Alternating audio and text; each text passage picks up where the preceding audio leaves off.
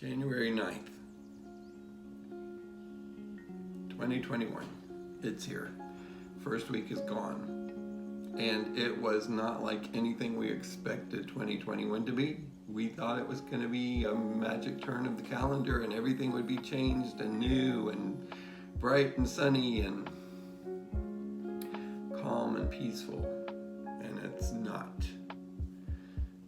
And it's not because that's not the way the world works.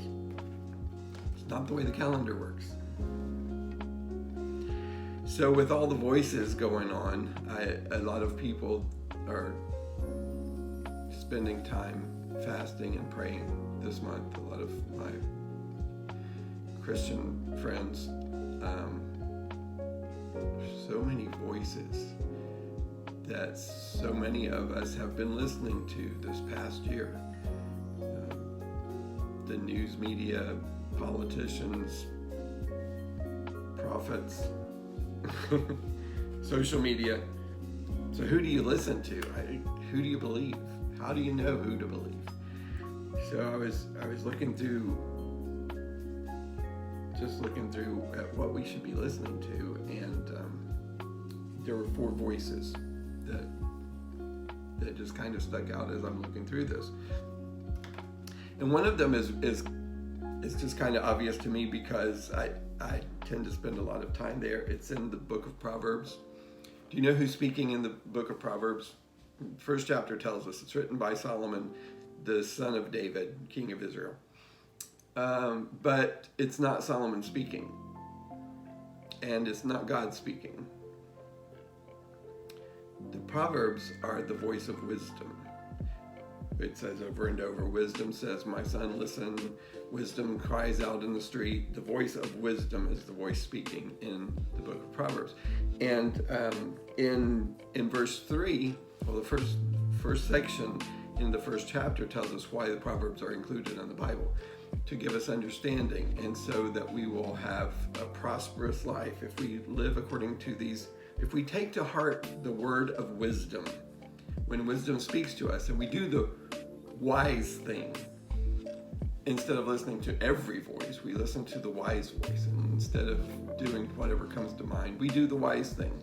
Then we'll have a more fulfilling, prosperous life. Just makes sense. Do the wise thing. But in verse 3 it says that when we live according to wise words, when we listen to the voice of wisdom, that we will do what is right and just and fair. I think we all want that. Those of us who have common sense still in the 21st century want what's right and just and fair. Some of us have just given in to lunacy, and those people, I just pray that God brings them to a voice of wisdom where they will listen. But we want what's right and just and fair. And the way to get there is to live according to the words of wisdom. Simple enough, right? Second voice is listening to God's direction, to the voice of His Spirit when He speaks to us and when He tells us what to do. It's in Psalm 95, verse 7. It says, today, if you hear His voice, don't harden your heart. And then it gives an example of when God's people hardened their hearts, when God told them what to do and they didn't want to do it His way. And they ended up wandering around the desert for 40 years. And they didn't have to do that. They could have listened instead of letting their heart be calloused against God and His ways. And some of us have had the experience of feeling disappointed, and so it leads us to a hard heart. We're disappointed in the way things work out or something that occurred, and our heart has become hard. Can I encourage you today to allow the Spirit of God to soften your heart back to Him and His ways? Listen to Him. Don't have a hard heart. Follow His ways, and your ways will be prosperous. The third voice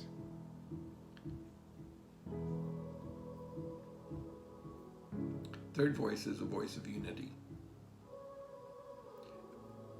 We all know that Jesus' last prayer was that we would all be one just as he and his Father were one. But Jesus also, in John chapter 10, Jesus told his disciples that he was the good shepherd. A lot of people use John chapter 10 as to claim exclusivity, which technically it does. Jesus says, I am the door. I'm the door to the sheepfold. So if the sheep are coming into the fold, they're coming through me because I'm the door. And he did say that, and that is the truth. But he also said, keep going down, keep reading down to verses 14 and 16. He said, I'm the good shepherd, and my sheep hear my voice. And I have other sheep that aren't in the fold yet, but the door's not closed. I still stand with my hands stretched out, welcoming sheep into the fold.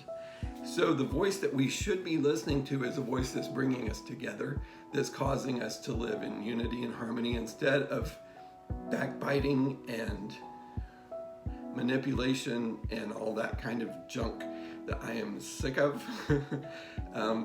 The voice that's calling us to unity and calling us together is the voice we should be listening to.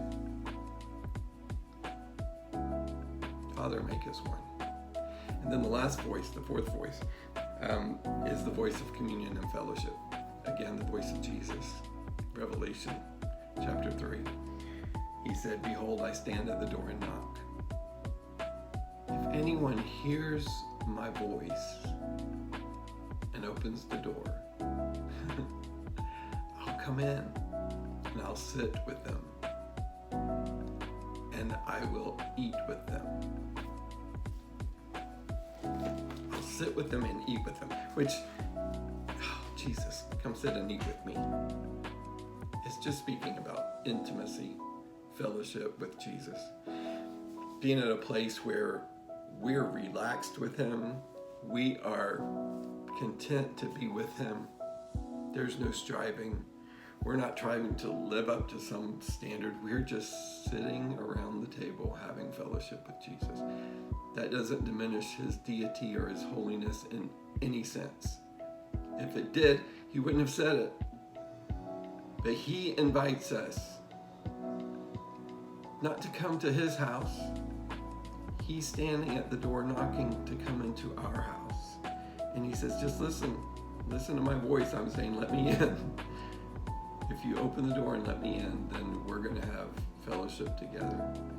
And I'm telling you that at the end of 2021, I want to look back at this year and say, I made some wise choices this year. I wasn't as stupid this year as I was in 2020. I was able to follow God's direction for my life and see his hand move on my behalf and see him work on my behalf. I have closer relationship with my brothers and sisters because I'm walking in step with the Spirit and I'm living in unity. And I have such peace and joy living in communion with Jesus. Don't you want that? Can we do that for this year? Would you just ask the Lord to help us? Father, would you help us to hear the voice, not the voice that speaks loudest, not the one that's clamoring for attention, but help us to hear the still small voice of your Spirit saying, this is the way, walk in it. Let our lives glorify you this year.